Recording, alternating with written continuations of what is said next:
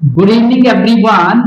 तो मैंने आपको प्रेजेंट इंडेफिनिट टेंस आज स्टार्ट करवाना था, क्योंकि टेंसेस की मैंने आपको थ्योरी बताई थी, उसको आप रिकॉल कर लेना। तो इसमें जो है सबसे पहले यही एक ऐसा टेंस है प्रेजेंट इंडेफिनिट टेंस, इसको सिंपल प्रेजेंट भी बोलते हैं। Simple present, right. यही ऐसा है जिसमें किसी हेल्पिंग वर्ब की जरूरत नहीं पड़ती है, वो भी खाली एफर्मेटिव में। आपने सब्जेक्ट उठाना है, सब्जेक्ट माना कर्ता जो है, बताया था मैंने। एकदम से उसका वर्ब, उसकी क्रिया, उसके द्वारा किया गया काम, वो उठाना है आपने। और फिर जो है आपने सीधा जो है यहाँ पे ऑब्जेक्ट लिख देना है और आपका सेंटेंस कंप्लीट है। बस इस टेंस में सिर्फ इतना ध्यान रखना है आपने कि वर्ब की फर्स्ट फॉर्म लगेगी हमेशा, ये जो है ना फर्स्ट ही फॉर्म लगेगी। वर्ब की कौन सी फॉर्म लगेगी? First form.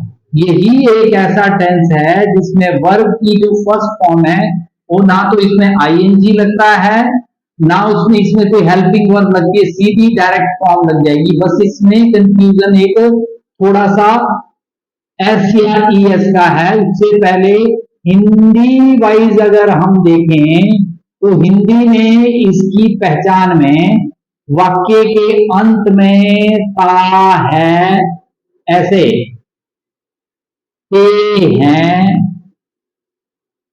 ते हैं, टी है आदि आता, टी है आता है, राइट।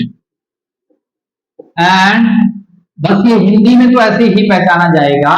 जो चीज कॉन्टिन्यूसली आप करते हो, जैसे मैं खाना खाता हूं तो हर दिन मैं खाना खाता हूं और वो क्वांटिटी में अभी भी खा ही रहा हूं, वो एक्शन, वो क्रिया मेरी खत्म नहीं हुई है, उसी को तो प्रेजेंट बोलते हैं, राइट।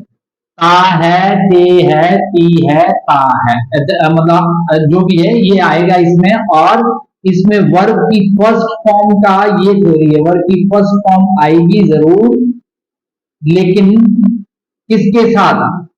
एक नाम, जैसे राजू एक ही नाम है, राइट। दहली एक ही नाम है। मैंने बताया था एक्शन कोई जो है कोई भी चीज कर सकता है। टेबल एक ही है। और इसकी ये तो हुए नाउन, और इसकी जगह पर आने वाले शब्द प्रोनाउन थे, संज्ञा के स्थान पर आने वाले शब्द सर्वनाम होते हैं। तो नाउन, और मैंने आपको बताया था नाउन और प्रोनाउन से मिलकर ही सब्जेक्ट बनता है। नाउन और प्रोनाउन से मिलकर ही सब्जेक्ट बनता है। तो नाउन तो इसमें कोई भी होगा, किसी का भी, जब आपने नाम से पुकारा यूनिवर्स में किसी भी चीज को, चाहे वो लिविंग है, नॉन लिविंग है, एग्जिस्ट करती है, नहीं करती है, when you have kept the name of that thing, so it will be noun, right. और प्रोनाउन क्या होता है? अब जैसे राजू स्कूल जाता है तो अगली बार थोड़ी बोलोगे राजू वहां बैठता है, राजू अगली बार उसको वह बोलोगे आप। राजू स्कूल जाता है, वह वहां पढ़ता है, राजू की जगह अब आप ही लगा दोगे। करिश्मा कोई लड़की है तो उसकी जगह अब आप ही लगा दोगे। लेकिन एक्शन में तो नाउन भी हो सकता है, एक्शन में प्रोनाउन भी हो सकता है।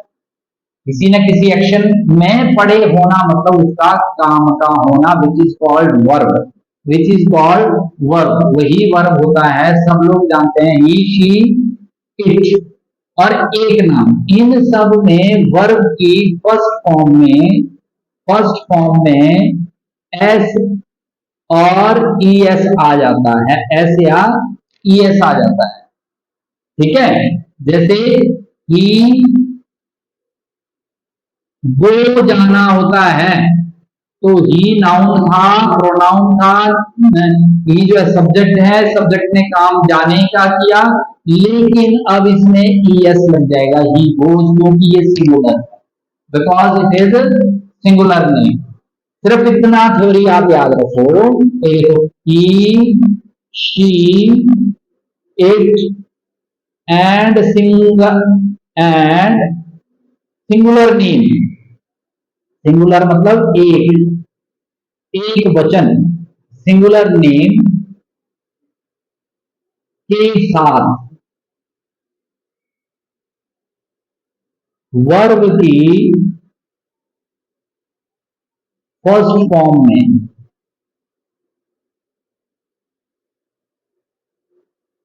फर्स्ट फॉर्म में एस या ई एस लग जाएगा, एस या ई एस लग जाएगा, लग जाएगा, समझ में आया?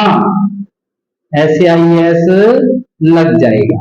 तो देखो ये चीज आप नोट कर ली आपने, तो इसे मैं मिटा के थोड़ा इस तरीके से लिखता हूं, जो एस या ई एस वाले हो गए वर्ब फर्स्ट फॉर्म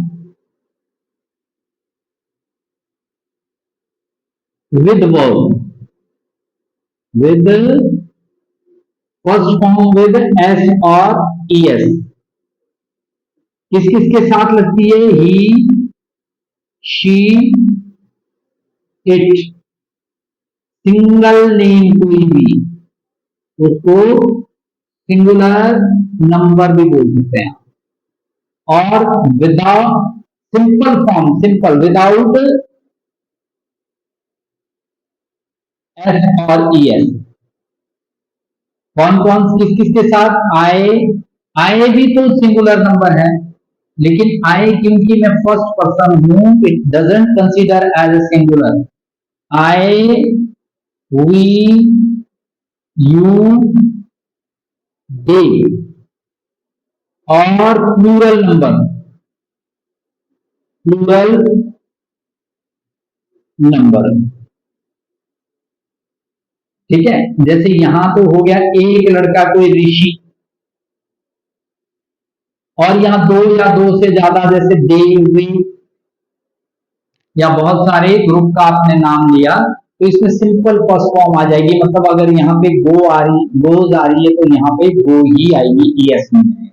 यहाँ पे डू आ रही है, डज आ रही है, तो यहाँ पे डू ही आएगी, राइट। यहाँ ग्रो आ रही है, ग्रोज, तो यहाँ पे ग्रो ही आएगी, ऐसे, ठीक है। तो ये तो होगी एस आई एस की कंफ्यूजन जो थी, आपको ये दूर करनी है। लेकिन अब एक तरीका देखो, बहुत ही वंडरफुल तरीका है, इसे पॉज कर सकते हैं आप। अब आप एक तरीका देखो, ये बहुत बढ़िया, ये देखो, now it is subject, then will be verb, इसमें कोई हेल्पिंग वर्ब नहीं होती, इकलौता टेंस ये है फर्स्ट फॉर्म के लिए, जिसमें कोई भी हेल्पिंग वर्ब नहीं लगती, ये भी खाली एफर्मेटिव, खाली एफर्मेटिव। देखिए, subject, verb and then object, and then object. अब ऑब्जेक्ट कैसे लिखेंगे? सब्जेक्ट तो मान लिया हमने, जैसे राहुल हर साल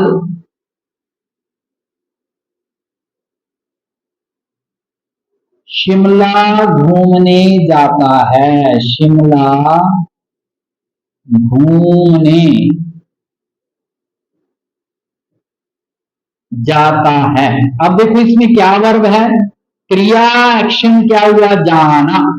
राहुल एक नाम है, नाम होने की वजह से ये नाउन है, नाउन होने की वजह से ये सब्जेक्ट है। चाहिए वह भी लिखा होता तभी प्रोनाउन होता, लेकिन सब्जेक्ट तो होता ही। राहुल सब्जेक्ट लिख लिया, बहुत सिंपल। और इसका क्रम लिख दो जाने का, राहुल गोज, क्योंकि सिंगुलर था तो गो में यस लग गया, राहुल गोज। अब उल्टे चलो भाई, घूमने को, मतलब ये सेंस बनाओ इसमें, को की इंग्लिश हुई टू, ट्रैवल, शिमला, उल्टे चलो, शिमला,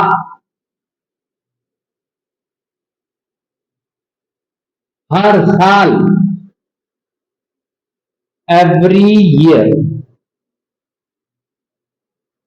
तो अदर वे अराउंड भी आप लिख सकते हैं, लेकिन अभी प्रैक्टिस के लिए आप इस तरीके से लिख सकते हो, सब्जेक्ट लिखो, सब्जेक्ट की जगह उसका वर्ब लिखो, और फिर जो है उल्टे से भी लिख सकते हैं आप, उल्टे से जो है ना, it will make you easy. Initially ऐसा जरूरी नहीं है कि यही आएगा, कई बार इसमें आगे पीछे भी कर सकते हैं हम, ठीक है।